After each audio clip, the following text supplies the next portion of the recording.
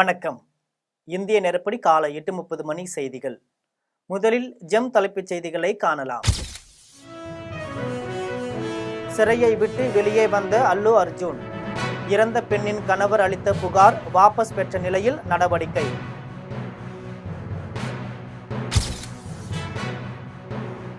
ஜனநாயக சக்திகள் ஒன்றிணைய வேண்டிய தருணம் இது. தொண்டர்களுக்கு மு.க. ஸ்டாலின் கடிதம். திருவண்ணாமலையில் கார்த்திகை தீப திருவிழா. 30 லட்சம் பக்தர்கள் வழிபாடு. அல்லு அர்ஜுன் கைது விவகாரம். தெலுங்கானா அரசின் தலையீடு இல்லை என்று முதலமைச்சர் ரேவந்த் ரெட்டி பேச்சு. ஷீரடியில் நடைபெறுகிறது பாஜக மாநில மாநாடு. அமித்ஷா, ஜே.பி. நட்டா உள்ளிட்ட தலைவர்கள் பங்கேற்பு. உக்ரைன் நாட்டுக்கு 4000 கோடி ரூபாய் ராணுவ உதவி. அமெரிக்க அரசு அறிவிப்பு. பாமக நிறுவனர் டாக்டர் ராமதாஸ் எழுதிய போர்கள் ஓய்வதில்லை புத்தக வெளியீட்டு விழா சென்னையில் நாளை வெளியீடு.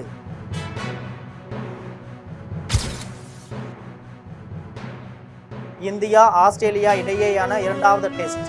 டாஸ் வென்று பந்துவீச்சை தேர்வு செய்தது இந்திய அணி.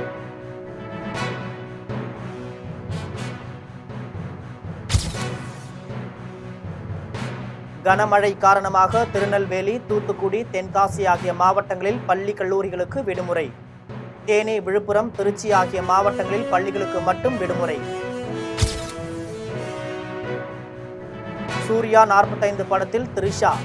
அதிகாரப்பூர்வ அறிவிப்பு வெளியிட்ட படக்குழு. இனி விரிவான செய்திகளை காணலாம். அல்லு அர்ஜுன் கைதில் அரசின் தலையீடு இல்லை என்று தெலுங்கானா முதலமைச்சர் ரேவந்த் ரெட்டி கூறியுள்ளார். நடிகர் அல்லு அர்ஜுன் கைது விவகாரத்தில் அரசியல் இருப்பதாக பரபரப்பாக பேசப்படுகிறது. இந்த நிலையில் தெலுங்கானா முதலமைச்சர் ரேவந்த் ரெட்டி செய்தியாளர்களை சந்தித்தார். அப்போது பேசிய அவர், உயிர் போனாலும் வழக்கு பதிவு செய்யக்கூடாதா என கேள்வி எழுப்பினார். தொடர்ந்து பேசிய அவர், நடிகர் சினிமாவில் நடித்து பணம் சம்பாதிக்கிறார். அவர் என்ன இந்திய நிலையில் பாகிஸ்தானை எதிர்த்து போராடியவரா என்றும், சட்டம் தன் கடமையை செய்துள்ளது என்றும் கூறினார். இதில் நடிகர்கள் அரசியல் பிரபலங்கள் என்ற வேறுபாடு கிடையாது என்றும், அல்லு அர்ஜுன் கைதில் அரசின் தலையீடு இல்லை என்றும், இதில் எங்களுக்கு எந்த தொடர்பும் இல்லை என்றும் கூறினார். வரும் ஜனவரி மாதம் ஷீரடியில் நடைபெறவுள்ள பாஜக மாநில மாநாட்டில் அமித்ஷா, ஜே.பி. நட்டா உள்ளிட்ட தலைவர்கள் பங்கேற்க உள்ளதாக தகவல் வெளியாகியுள்ளது. மராட்டிய சட்டசபை தேர்தலில் பாஜக 132 தொகுதிகளில் வெற்றி பெற்றதை தொடர்ந்து மகாயுத்தி கூட்டணி 230 தொகுதிகளுடன் ஆட்சியை கைப்பற்ற உள்ளது. வெற்றிக்கு பின்னர் அம்மாநிலத்தில் பாஜக சார்பில் வரும் 12ஆம் தேதி மாநாடு நடைபெறும் என அறிவிப்பு வெளியாகியுள்ளது. ஷீரடியில் நடைபெறும் இந்த கூட்டத்தில் மத்திய உள்துறை அமைச்சர் அமித்ஷா, பாஜக தேசிய தலைவர் ஜே.பி. நட்டா மற்றும் 10,000க்கும் மேற்பட்ட கட்சி நிர்வாகிகள், தொண்டர்கள் கலந்து கொள்ள உள்ளனர். மேலும் மராட்டிய சட்டசபை தேர்தலில் கட்சியின் வெற்றிக்காக உழைத்த முதலமைச்சர் தேவேந்திர பட்னாவிஸ் உள்ளிட்டவர்கள் கூட்டத்தில் கௌரவிக்கப்பட உள்ளதாக தகவல் வெளியாகியுள்ளது. உக்ரைன் நாட்டுக்கு ஆதரவாக 4000 கோடி ரூபாய் ராணுவ உதவிகளை வழங்க உள்ளதாக அமெரிக்க அரசு அறிவித்துள்ளது. ரஷ்யா, உக்ரைன் இடையே நடைபெற்று வரும் போரில் உக்ரைனுக்கு ஆதரவாக அமெரிக்கா ஆயுதம் மற்றும் பொருளாதார உதவியை செய்து வருகிறது.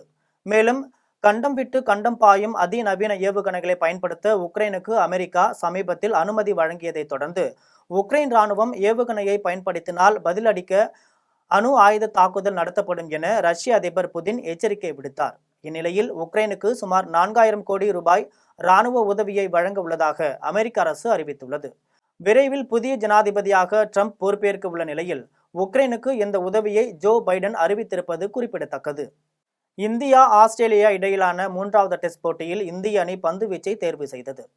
ஆஸ்திரேலியாவுக்கு சென்றுள்ள இந்திய கிரிக்கெட் அணி 5 போட்டிகள் கொண்ட பார்டர் கவாஸ்கர் கோப்பை டெஸ்ட் தொடரில் விளையாடி வருகிறது. இதில் பெர்த்தில் நடைபெற்ற முதல் போட்டியில் இந்தியாவும், அடிலைட்டில் நடைபெற்ற 2வது போட்டியில் ஆஸ்திரேலியாவும் வெற்றி பெற்றது. இதனால் தொடர் 1-1 என்ற கணக்கில் சமநிலையில் உள்ளது. இதனையடுத்து இவ்விரு அணிகள் இடையிலான 3வது டெஸ்ட் போட்டி பிரிஸ்பேனில் உள்ள காபா மைதானத்தில் இன்று தொடங்குகிறது. இந்த போட்டியில் டாஸ் வென்ற இந்திய அணியின் கேப்டன் ரோஹித் சர்மா பந்துவீச்சை தேர்வு செய்தார். அதன்படி ஆஸ்திரேலிய அணி முதலில் பேட்டிங் செய்கிறது. இந்நிலையில் போட்டியின் போது மழை குறுக்கிட்டதால் ஆட்டம் சிறிது நேரம் நிறுத்தி வைக்கப்பட்டது. பூண்டி ஏரியில் துணை முதலமைச்சர் உதயநிதி ஸ்டாலின் அதிகாரிகளுடன் ஆய்வு மேற்கொண்டார். திருவள்ளூர் மாவட்டத்தில் கடந்த 2 நாட்களாக பெய்த கனமழையால் பூண்டி நீர்த்தேக்கத்திற்கு வினாடிக்கு 16,500 கனஅடி நீர் வந்து கொண்டிருப்பதால் பூண்டி ஏரியின் மொத்த உயரமான 35 அடிகள் தற்போது 34.99 அடியாக எட்டியுள்ளது. ஏரியின் மொத்த கொள்ளளவான 3,231 மில்லியன் கன அடிகள் தற்போது 3,204 மில்லியன் கன அடியாக நிரம்பியிருக்கிறது. இதனால் ஏரியின் பாதுகாப்பு கருதி ஏரிக்கு வரும் 16,500 கன அடி தண்ணீர் வெளியேற்றப்பட்டு வருகிறது. இதனால் கொசஸ்தலை ஆற்றின் கரையோரமாக வசிக்கும் பொதுமக்களுக்கு வெள்ள அபாய எச்சரிக்கை விடுக்கப்பட்டதை தொடர்ந்து துணை முதல்வர் உதயநிதி ஸ்டாலின் பூண்டி ஏரியை நேரில் ஆய்வு செய்தார். அப்போது ஏரிக்கு நீர்வரத்து மற்றும் நீர் வெளியேற்றம் குறித்து அதிகாரிகளிடம் கேட்டறிந்தார். அப்போது ஆவடி சாமு நாசர் மற்றும் மாவட்ட ஆட்சியர் பிரபுசங்கர் மற்றும் சட்டமன்ற உறுப்பினர்கள் பலர் உடனிருந்தனர். திண்டுக்கல்லில் தனியார் மருத்துவமனையில் தீ விபத்து ஏற்பட்டு 6 பேர் உயிரிழந்த நிலையில் மருத்துவமனையில் சிகிச்சை பெற்று வரும் நபர்களை சுகாதாரத்துறை அமைச்சர் மா சுப்பிரமணியன் நேரில் சந்தித்தார். திண்டுக்கல்லில் செயல்பட்டு வரும் தனியார் எலும்பு மூட்டு அறுவை சிகிச்சை மருத்துவமனையில் தீ விபத்து ஏற்பட்டதில் 6 பேர் உயிரிழந்தனர். மேலும் 4 பேருக்கு தீவிர சிகிச்சை அளிக்கப்பட்டு வரும் நிலையில் 31 பேர் சிறிய காயங்களுடன் திண்டுக்கல் அரசு மருத்துவமனையில் அனுமதிக்கப்பட்டுள்ளனர். இந்நிலையில் தமிழ்நாடு சுகாதாரத்துறை அமைச்சர் மா சுப்பிரமணியன், ஊரக வளர்ச்சித்துறை அமைச்சர் ஐ பெரியசாமி மற்றும் உணவுத்துறை அமைச்சர் சக்கரபாணி ஆகியோர் சிகிச்சை பெற்று வரும் நபர்களை நேரில் சந்தித்து ஆறுதல் கூறினர். பின்னர் செய்தியாளர்களிடம் பேசிய அமைச்சர் மா சுப்பிரமணியன், மருத்துவமனையில் ஏற்பட்ட தீ விபத்தின் போது தப்பிக்க முயற்சித்த நபர்கள் லிப்டில் பயணித்ததால் அதிகப்படியான புகையில் பலர் பாதிக்கப்பட்டனர் என்றும் போர்க்கால அடிப்படையில் அமைச்சர்கள், மாவட்ட ஆட்சியர் மற்றும் காவல்துறையினர் நடவடிக்கை மேற்கொண்டு வருவதாக தெரிவித்தார். மேலும் இறந்த நபர்களின் குடும்பங்களுக்கு தலா 6 லட்சம் ரூபாயும், பலத்த காயம் ஏற்பட்டுள்ள 4 நபர்களுக்கு தலா 1 லட்சம் ரூபாயும், லேசான காயமடைந்த 31 நபர்களுக்கு தலா 50,000 ரூபாயும் முதலமைச்சரின் நிவாரண நிதியில் இருந்து வழங்கப்பட உள்ளது என்றும் தெரிவித்தார். இந்த 41 பேருக்கும் 37,50,000 ரூபாய் முதலமைச்சர் நிவாரண நிதியிலிருந்து தற்பொழுது வழங்கப்பட்டிருக்கிறது. இந்த காயமுற்ற 35 பேருடைய குடும்பத்தாரும் இங்கே இருக்கிறார்கள். அவர்களுக்கு தேவையான எதிர்காலத்தில் எந்த மாதிரியான சிகிச்சைகள் தேவையோ அதை விரைந்து செய்ய அமைச்சர்கள் மூலம் அறிவுறுத்தப்பட்டிருக்கிறது. இப்ப இது சம்பந்தமா காவல்துறையினர் ஆய்வு செய்து கொண்டிருக்கிறார்கள். காவல்துறையின் கண்காணிப்பாளர் சொன்னாரு, அது என்னென்ன வகையில் ஒரு மருத்துவமனைக்கு என்னென்ன வசதிகள் இருக்க வேண்டுமோ அது குறித்து ஆய்வு செய்து கொண்டிருக்கிறோம். ஒரு 8-10 வகையான ஆஸ்பெக்ட்ஸ் எல்லாமே சரியா இருந்தது. இப்போ இந்த சிசிடிவி கேமரா ஃபுட்டேஜை ரிவ்யூ பண்ணி நிற்கிறோம்னு சொல்லியிருக்காங்க. ஒரு ஃபுல் ரிப்போர்ட் அவங்க காவல்துறையின் சார்பில் தருவார்கள். தந்ததற்கு பிறகு அது குறித்து விரிவாக. தென்காசியில் அமைச்சர் முன்பு நெடுஞ்சாலைத்துறை அதிகாரிகள் ஒழிக என இளைஞர்கள் கோஷம் எழுப்பிய சம்பவம் பரபரப்பை ஏற்படுத்தியுள்ளது. தென்காசி மாவட்டம் ஆலங்குளம் அருகே வெள்ளம் பாதித்த பகுதிகளை ஆய்வு செய்ய வருவாய்த்துறை அமைச்சர் KKSSR ராமச்சந்திரன் சென்றிருந்தார். அப்போது அங்கு கூடியிருந்த பொதுமக்கள் நெல்லை தென்காசி 4 வழி சாலை பணி நடைபெற்று வருவதாகவும், மேலும் பள்ளி மாணவர்கள் பொதுமக்கள் சாலையை கடக்க வசதியாக அங்குள்ள பாலத்தை உயர்மட்ட பாலமாக மாற்றியமைக்க வேண்டுமென கோரிக்கை விடுத்துள்ளனர். அப்போது அங்கு நெடுஞ்சாலைத்துறை அதிகாரிகள் வந்ததால் அங்கிருந்த வாலிபர்கள் அமைச்சர், மாவட்ட ஆட்சியர் முன்பு நெடுஞ்சாலைத்துறை அதிகாரிகள் ஒழிக என கோஷம் எழுப்பியதுடன் சாலை பணியை முடிக்க முடியாவிட்டால் பணியை ராஜினாமா செய்துவிட்டு போ என ஆவேசமாக வாக்குவாதம் செய்தனர். உடனே அமைச்சர் மற்றும் மாவட்ட ஆட்சியர் சம்பவ இடத்தை விட்டு சென்றனர். ஆத்தூர் அருகே மீன்பிடிக்க சென்ற 11ஆம் வகுப்பு பள்ளி மாணவன் வசிஷ்ட நதியில் சிக்கிக் கொண்ட சம்பவம் பரபரப்பை ஏற்படுத்தியுள்ளது. சேலம் மாவட்டம் ஆத்தூர் அதன் சுற்றுவட்டார பகுதிகளில் பெய்த கனமழையால் வசிஷ்ட நதியில் நீர்வரத்து அதிகரித்துள்ளது. இந்நிலையில் ஆத்தூர் அருகே காட்டுக்கோட்டை தடுப்பணை பகுதியின் கீழ் உள்ள பாறையில் அதே பகுதியை சேர்ந்த பள்ளி மாணவர்கள் 4 பேர் மீன்பிடித்துக் கொண்டிருந்தனர். அப்போது ஆற்றில் அதிக அளவில் தண்ணீர் வந்தபோது 3 பேர் தடுப்பணை பகுதி வழியாக மேலே வந்தனர். காட்டுக்கோட்டை நேரு நகர் பகுதியை சேர்ந்த 11ஆம் வகுப்பு மாணவன் தேவேந்திரன் வெளியே வர முடியாமல் ஆற்றின் பாறை மீது ஏறி நின்றிருந்தார். இதுகுறித்து அளித்த தகவலின் பேரில் வந்த தீயணைப்புத்துறை வீரர்கள் கயிறு மூலம் மாணவன் உள்பட 4 பேரையும் பாதுகாப்பாக மீட்டனர்.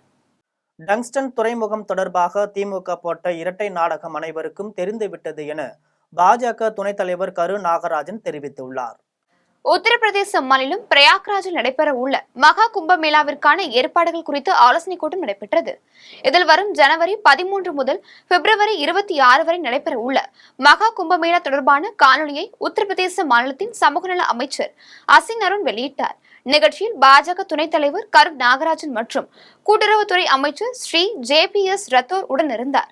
அப்போது செய்தியாளர்களிடம் பேசிய பாஜக துணைத் தலைவர் கரு நாகராஜன், டங்ஸ்டன் துறைமுகம் தொடர்பாக திமுக போட்ட இரட்டை நாடகம் அனைவருக்குமே தெரியும் என்றும், மதுரை மாவட்டத்தினுடைய மக்கள் போராட்டம் வெற்றி பெற்று இருக்கிறது என்றும் தெரிவித்தார்.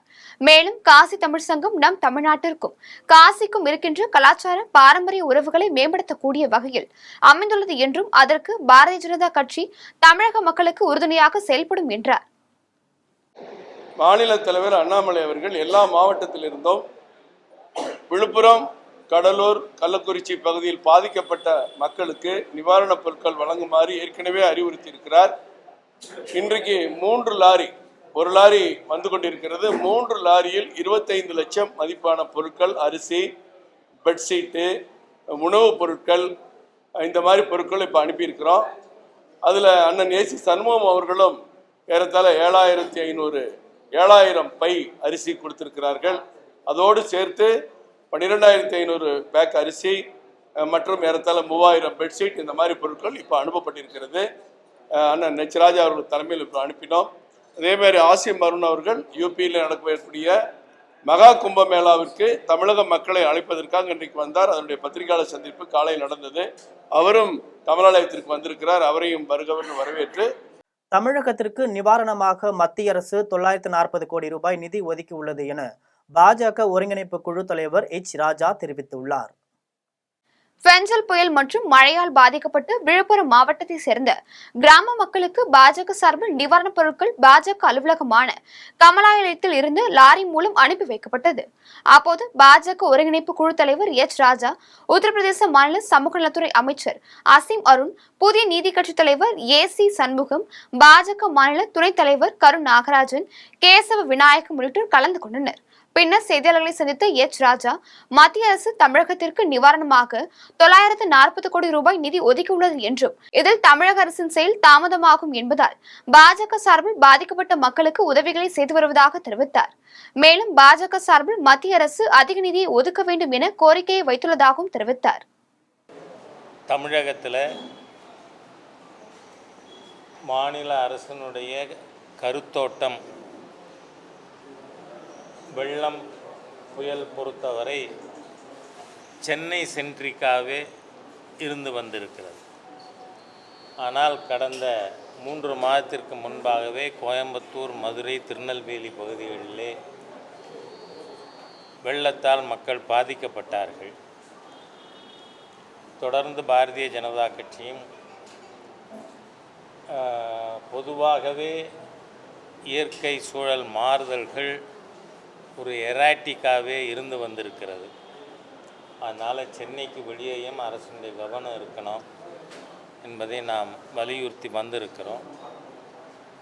தற்பொழுது விழுப்புரம், கடலூர், கள்ளக்குறிச்சி மாவட்டங்கள் பாதிக்கப்பட்ட பகுதிகளுக்கு பாரதிய ஜனதா கட்சியின் சார்பாக நிவாரணப் பொருட்கள் அனுப்பப்பட்டிருக்கிறது. நாளைக்கும் பொருட்கள் அனுப்பப்பட இருக்கின்றன.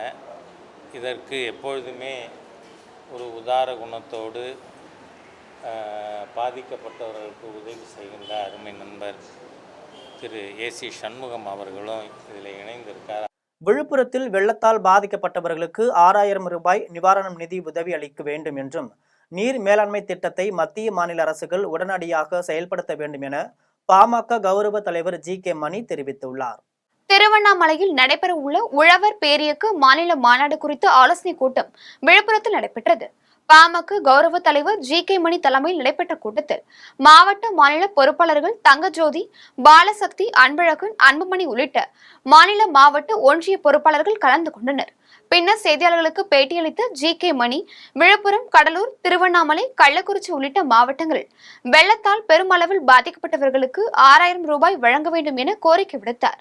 நீர்வளம், நிலவளம் மேலாண்மை குறைந்து வருவதாகவும், நீர்வள புரட்சியையும் வேளாண்மையை புரட்சியையும் மத்திய மாநில அரசுகள் தீவிரமாக செயல்படுத்த வேண்டும் என கேட்டுக்கொண்டார். சமீபத்தில் ஒரு புள்ளி வர சொல்லியிருந்தது.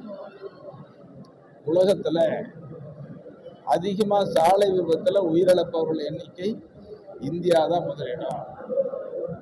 அதுல ஒரு ஆண்டுல 73,000 பேர் உயிரிழக்கிறாங்க. ஒரு நாளைக்கு 744 பேர். இப்படி சாலை விபத்துல முதலிடம்னா தமிழ்நாடு தான். சாலை விபத்துல இந்தியாவில் முதலிடம் தமிழ்நாடு. இதுக்கெல்லாம் காரணம் போதை தான்.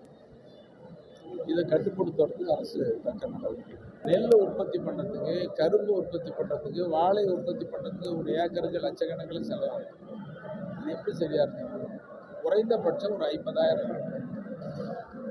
வாழை கரும்புன்னா குறைந்தபட்சம் ஒரு ஏக்கருக்கு 1 லட்சம் ஆகும். அப்படின்னால சரியா இந்த இழப்பீடு போதாது. அரசு அறிவித்திருக்கிற இழப்பீடு போதாது. செம்பரம்பாக்கம் ஏரியின் நீர்வரத்து குறித்து தமிழக துணை முதல்வர் உதயநிதி ஸ்டாலின் நேரில் சென்று ஆய்வு மேற்கொண்டார். சென்னை செம்பரம்பாக்கம் ஏரியிலிருந்து 4500 கன அடி உபரிநீர் வெளியேற்றப்பட்டு வரும் நிலையில் ஏரியின் நிலவரம் குறித்து தமிழக துணை முதல்வர் உதயநிதி ஸ்டாலின் நேரில் சென்று ஆய்வு மேற்கொண்டார்.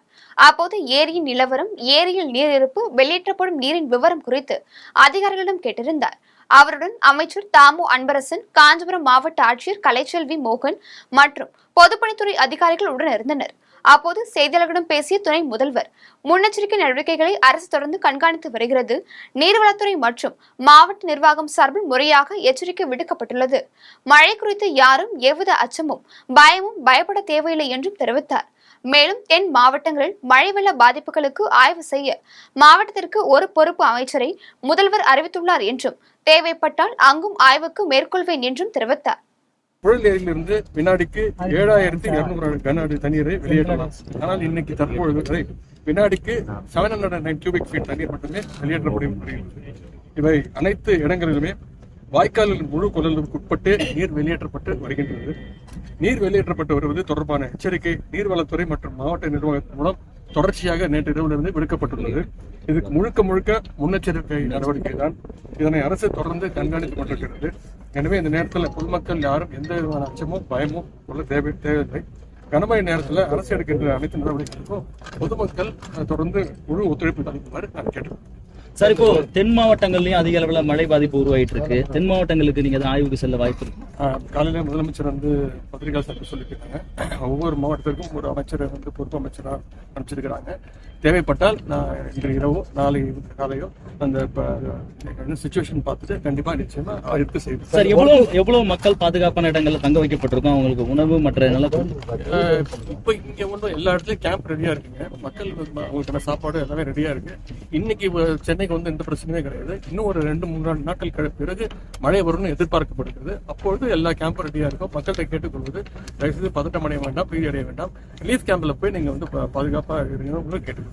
ராணிப்பேட்டை குறை தீர்க்கும் கூட்டத்தில் துறை சார்ந்த அதிகாரிகள் மக்கள் கொடுக்கும் மனு மீது மெத்தன போக்கோடு செயல்படுவதாக சமூக ஆர்வலர் LC மணி குற்றம் சாட்டியுள்ளார். ராணிப்பேட்டை மாவட்டம் வருவாய் கோட்டாட்சியர் அலுவலகத்தில் மாதாந்திர விவசாயிகள் குறை தீர்க்கும் கூட்டம் நடைபெற்றது. வருவாய் கோட்டாட்சியர் ராஜராஜன் தலைமையில் நடைபெற்ற நிகழ்ச்சியில் பொதுப்பணித்துறை, வேளாண் துறை, தோட்டக்கலைத்துறை உள்ளிட்ட பல்வேறு துறை சார்ந்த அதிகாரிகள் பங்கேற்றனர். அப்போது மக்கள் குறைதீர்வு கூட்டத்தில் மனு மீது துறை சார்ந்த அதிகாரிகள் மனுவின் மீது மெத்தன போக்கு காட்டி வருவதாக சமூக ஆர்வலர் LC மணி கடுமையாக குற்றம் சாட்டினார். திண்டுக்கல்லில் தனியார் மருத்துவமனையில் ஏற்பட்ட தீ விபத்தில் 6 பேர் உயிரிழந்த சம்பவத்திற்கு சுகாதாரத்துறை உள்ளிட்ட முக்கிய துறைகள் ஆய்வு மேற்கொள்ளாததே காரணம் என குற்றச்சாட்டு எழுந்துள்ளது. திண்டுக்கல் மாவட்டத்தில் உள்ள தனியார் மருத்துவமனையில் கணினியில் ஏற்பட்ட மின்கசிவில் குழந்தை உட்பட 6 பேர் உயிரிழந்தனர். மேலும் காயமடைந்த 20க்கும் மேற்பட்ட நபர்கள் திண்டுக்கல் அரசு மருத்துவக் கல்லூரி மருத்துவமனையில் சிகிச்சை பெற்று வருகின்றனர். மேலும் இறந்தவர்களின் உடலை பிரேத பரிசோதனைக்கு பிறகு உறவினர்களிடம் ஒப்படைத்தனர். இந்நிலையில் கட்டிடத்தன்மையை உறுதி செய்யும் விதத்தில் வருவாய்த்துறை பரிசோதனை செய்திருக்க வேண்டும் எனவும், தீ தடுப்பு உபகரணங்கள் மற்றும் பாதுகாப்பு உபகரணங்கள் முறையாக உள்ளதா என தீயணைப்புத்துறை உறுதி செய்திருக்க வேண்டும் எனவும், இந்த துறைகள் சரியாக செயல்படாததால் உயிரிழப்பு ஏற்பட்டுள்ளதாகவும் தன்னார்வலர்கள் குற்றம் சாட்டியுள்ளனர். வாழப்பாடியில் கழிவுநீர் விவசாய நிலத்தில் கலப்பது குறித்து 13 ஆண்டுகளாக மனு கொடுத்தும் எந்த நடவடிக்கையும் எடுக்கப்படவில்லை என விவசாயிகள் குற்றம் சாட்டியுள்ளனர். சேலம் மாவட்டம் வாழப்பாடி அக்ரஹாரம் பகுதியை சேர்ந்த 10க்கும் மேற்பட்ட விவசாயிகள் 50க்கும் மேற்பட்ட ஏக்கர் விளைநிலங்களில் விவசாயம் செய்து வருகின்றனர். இந்நிலையில் குடியிருப்பு பகுதிகளிலிருந்து வரும் கழிவுநீரை வாழப்பாடி பேரூராட்சி நிர்வாகம் விவசாய நிலத்தில் திருப்பி விடுவதால் நிலத்தடி நீர் மாசுபடுவதாகவும் விவசாயம் பாதிப்படைவதாகவும் அப்பகுதி விவசாயிகள் குற்றம் சாட்டியுள்ளனர். மேலும் 13 ஆண்டுகளாக மனு கொடுத்தும் எந்த நடவடிக்கையும் எடுக்கவில்லை எனவும் விவசாயிகள் தெரிவித்துள்ளனர். இதனால் அப்பகுதியில் வசிப்பவர்களுக்கு கழிவுநீர் செல்ல சாக்கடை வசதி அமைக்க வேண்டும் எனவும் விவசாய நிலத்தில் கழிவுநீர் செல்லாத வண்ணம் பேரூராட்சி நிர்வாகம் நடவடிக்கை எடுக்க வேண்டும் என அப்பகுதி மக்கள் கோரிக்கை விடுத்துள்ளனர். டிச்சி தண்ணி ரொம்ப ஏரி வைக்கால பாசன வைக்கால கலக்குறாங்க. எங்களுக்கு என்ன பிரச்சனைனா அந்தாண்டு இருக்கிறவங்க ஃப்ளாட் போட்டு விற்றதுனால இந்த டிச்சி தண்ணியை பேரூராட்சி இதில் கலந்து விடுறாங்க. இது என்ன ஆகுதுன்னா விவசாய நிலத்தில் கலக்குதுங்க. நாங்கள் எப்படிங்க ஒரு ஆட்டு மாட்டுக்கு தண்ணியில் பூந்து அறுக்க முடியாது இல்லைங்களா? தட்டு அறுக்கிறதுக்கோ ஒரு நடமாடுறதுக்கு எங்களுக்கு எந்த ஒரு இதுவும் இல்லை. இவங்களுக்கு கொசு பிரச்சனை இருக்குதுன்னு இந்த பேரூராட்சி இப்படி எடுத்து விட்டு போகிறாங்க. நாங்கள் எப்படி ஒரு ஆடு மாடு வச்சுட்டு வளர்க்குறது பண்ணுறது எங்களுக்கு ரொம்ப பெரிய தொந்தரவாக இருக்குதுங்க. இதுக்கு ஒரு முடிவு காணணும். நாங்கள் எப்போவுமே அவங்க எடுத்து விட்டு போகிறாங்க. இன்றைக்கி கூட இந்த பிரச்சனை நடந்ததுங்க. நாங்கள் அடைச்சி விட்ருக்குறாங்க. இது தமிழக அரசு பார்த்து ஏதாவது ஒரு நல்ல முடிவு எடுத்ததுன்னா பரவாயில்லைங்க. வந்தவாசியில் பெய்த பலத்த மழை காரணமாக கூலி தொழிலாளி ஒருவரின் கூரை வீடு இடிந்து சேதமானது.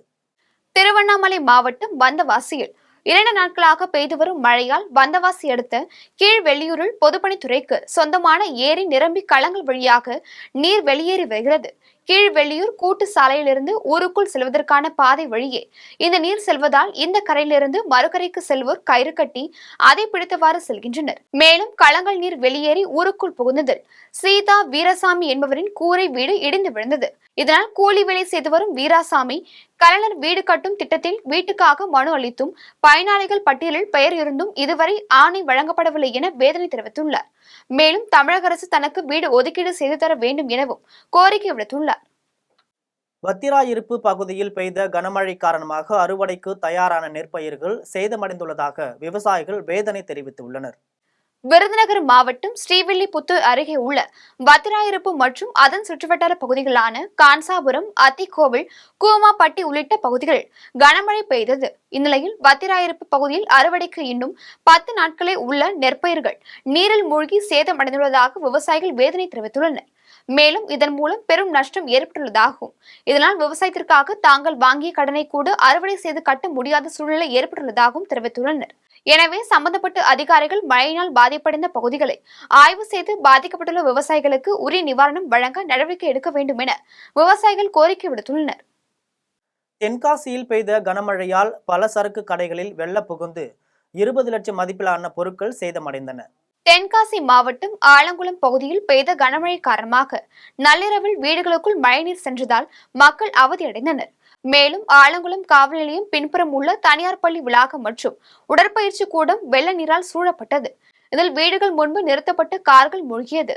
மேலும் நெல்லை தென்காசி சாலை ஆலங்குளம் காவல் நிலையம் எதிரே பலசரக்கு கடைகளுக்குள் தண்ணீர் புகுந்ததால் பருப்பு, உளுந்து உள்ளிட்ட 20 லட்சம் மதிப்பிலான பொருட்கள் சேதமடைந்தது. கோவை தர்மலிங்கேஸ்வரர் கோவில் மலை உச்சியில் மகா தீபம் ஏற்றப்பட்டது. கோவையில் இருந்து பாலக்காடு செல்லும் சாலையில் குனியமுத்தூர் அடுத்த மதுக்கரையில் பழமை வாய்ந்த தர்மலிங்கேஸ்வரர் கோவில் உள்ளது. இக்கோவிலில் கார்த்திகை மகா தீபம் ஏற்றப்பட்டது. இதில் 5000க்கும் மேற்பட்ட பக்தர்கள் கலந்து கொண்டனர். இதையடுத்து தர்மலிங்கேஸ்வரருக்கு சிறப்பு அபிஷேகம், ஆராதனை நடைபெற்றது.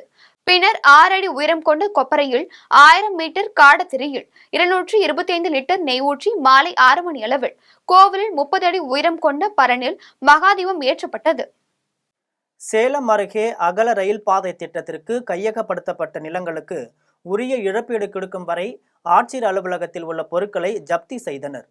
சேலம் கரூர் அகல ரயில் பாதை திட்டத்திற்கு அம்மானி கொண்டலாம்பட்டி பகுதியில் 17 குடும்பங்களிடம் 6 ஏக்கர் நிலம் கடந்த 2002ஆம் ஆண்டு கையகப்படுத்தப்பட்டது. மேலும் இந்த நிலங்களுக்கு இழப்பீடு தொகை வழங்கப்படும் என நிர்வாகம் தரப்பில் அறிவிக்கப்பட்ட நிலையில் 22 வருட காலம் ஆகியும் இழப்பீடு தொகை வழங்காததால் பாதிக்கப்பட்டவர்கள் சேலம் 2வது கூடுதல் மாவட்ட நீதிமன்றத்தில் வழக்கு தொடர்ந்தனர். கையகப்படுத்தப்பட்ட நிலங்களுக்கு தற்போது உள்ள மதிப்பீட்டில் இழப்பீடு தொகை வழங்க நீதிபதி உத்தரவு பிறப்பித்தார். இந்நிலையில் நீதிபதி உத்தரவு பிறப்பித்தும் இழப்பீடு தொகை வழங்காததால் நீதிமன்ற அமீனாக்கள் கலெக்டர் அலுவலகத்தில் உள்ள மாவட்ட ஆட்சியரின் கூடுதல் நேர்முக உதவியாளர் அலுவலகத்தில் உள்ள பொருட்களை ஜப்தி செய்து ஏலம் விடுவதற்கான மதிப்பீட்டை செய்தனர். இதையடுத்து தங்களுக்கு உரிய இழப்பீடு கிடைக்கும் என பாதிக்கப்பட்டவர்கள் மகிழ்ச்சி அடைந்துள்ளனர். பழனியில் பெய்த கனமழை காரணமாக பழனி அருகே உள்ள பெரிய துறை கால்வாயில் உடைந்து விவசாய நிலங்களுக்குள் தண்ணீர் புகுந்தது. திண்டுக்கல் மாவட்டம் பழனியில் கனமழை பெய்து வருகிறது. இடைவிடாமல் தொடர்ந்து 2 நாட்களாக பெய்து வரும் மழை காரணமாக பழனி பகுதியில் உள்ள அணைகள், குளங்கள் உள்ளிட்ட நீர்நிலைகள் அனைத்தும் நிரம்பி வருகின்றன. இந்நிலையில் பெரியதுறை வாய்க்கால் உடைந்து அருகில் உள்ள தோட்டம் மற்றும் விவசாய நிலங்களுக்குள் தண்ணீர் புகுந்தது. இதன் காரணமாக விவசாய நிலங்களில் பயிரிடப்பட்டிருந்த மக்காச்சோளம், வெள்ளைச்சோளம் உள்ளிட்ட பயிர்கள் சேதமடைந்துள்ளதாக விவசாயிகள் வேதனை தெரிவிக்கின்றனர். கனமழையில் குமுளி மலைச்சாலையில் மரம் வேரோடு சாய்ந்து விழுந்ததில் போக்குவரத்து பாதிக்கப்பட்டது. மேற்கு தொடர்ச்சி மலையை ஒட்டியுள்ள பகுதிகளில் கனமழை தொடர்ந்து பெய்து வருகிறது. இதனால் குமுளி செல்லும் 6 கிலோமீட்டர் மலைப்பாதையில் இரைச்சல் பாலம் அருகே மரம் விழுந்ததில் போக்குவரத்து பாதிக்கப்பட்டு வாகனங்கள் 3 கிலோமீட்டர் வரை அணிவகுத்து நின்றுள்ளன. இதையடுத்து சபரிமலை செல்லும் ஐயப்ப பக்தர்களின் வாகனம் கம்பமெட்டு வழியாக திருப்பிவிடப்பட்டது. அதேபோல் குமுளி போலீசார், பொதுமக்கள் மற்றும் நெடுஞ்சாலைத்துறையினர் உதவியுடன் மரத்தை அப்புறப்படுத்தி போக்குவரத்து சீர் செய்யப்பட்ட பிறகு போக்குவரத்து அனுமதிக்கப்பட்டது. அரக்கோணம் அருகே வெள்ளத்தில் சிக்கி தவித்தவர்களை மாவட்ட ஆட்சித்தலைவர் நேரில் பார்வையிட்டார்.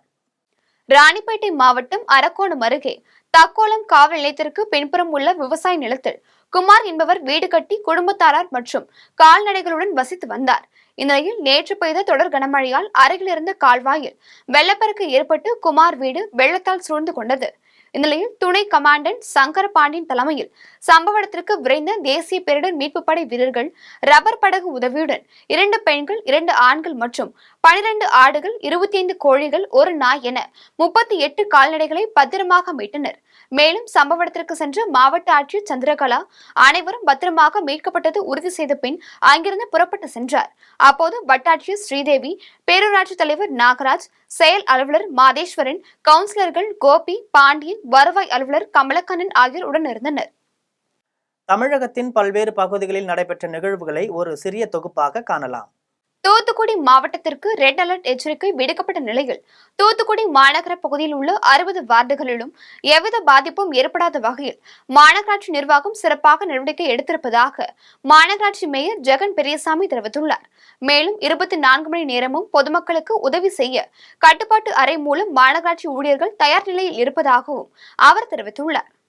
அம்மா மக்கள் முன்னேற்ற கழகத்தின் நிறுவனர் டிடிவி தினகரன் 62வது பிறந்த நாளை கொண்டாடும் வகையில் ஈரோடு மாவட்டம் பவானி நகர செயலாளர் புருஷோத்தமன் ஏற்பாட்டில் நகரில் பல்வேறு இடங்களில் கட்சி கொடியேற்றப்பட்டு பவானி கூடுதுறை சங்கமேஸ்வரர் கோவிலில் சிறப்பு பூஜைகள் நடைபெற்றது.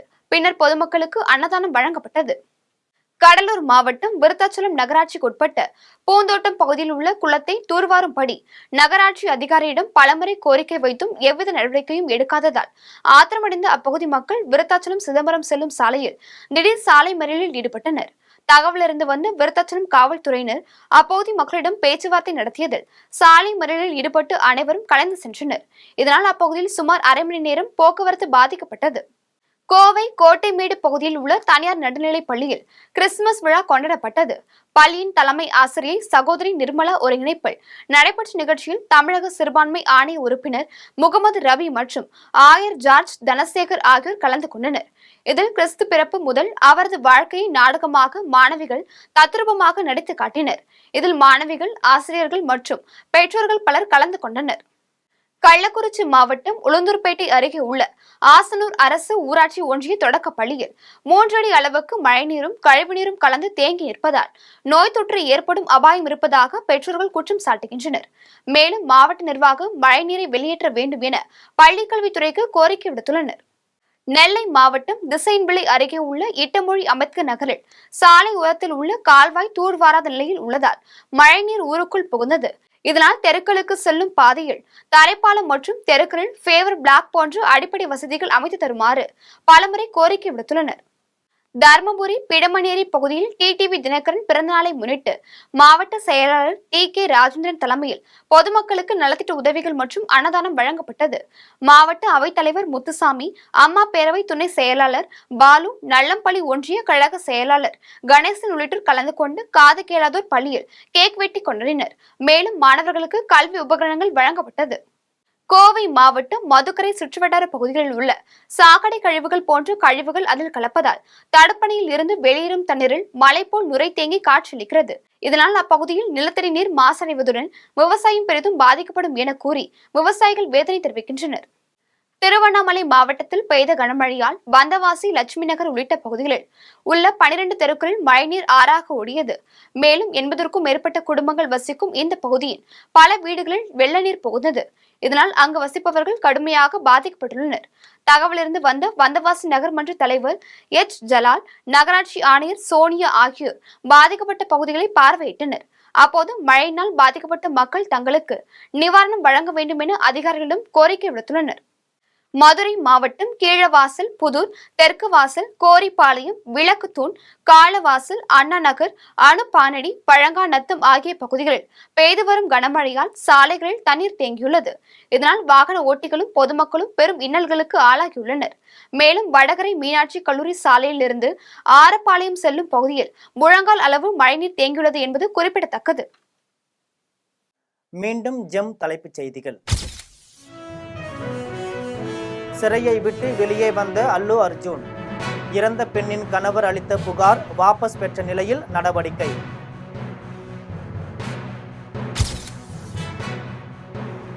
ஜனநாயக சக்திகள் ஒன்றிணைய வேண்டிய தருணம் இது, தொண்டர்களுக்கு மு.க. ஸ்டாலின் கடிதம்.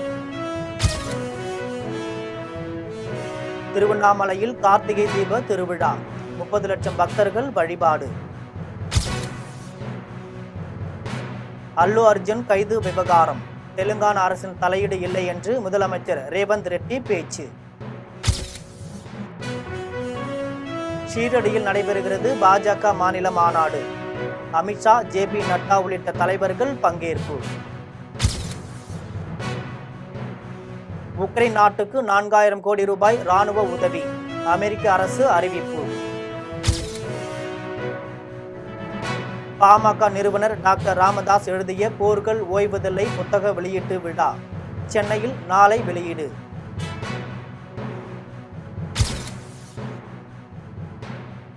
இந்தியா ஆஸ்திரேலியா இடையேயான 2வது டெஸ்ட், டாஸ் வென்று பந்துவீச்சை தேர்வு செய்தது இந்திய அணி.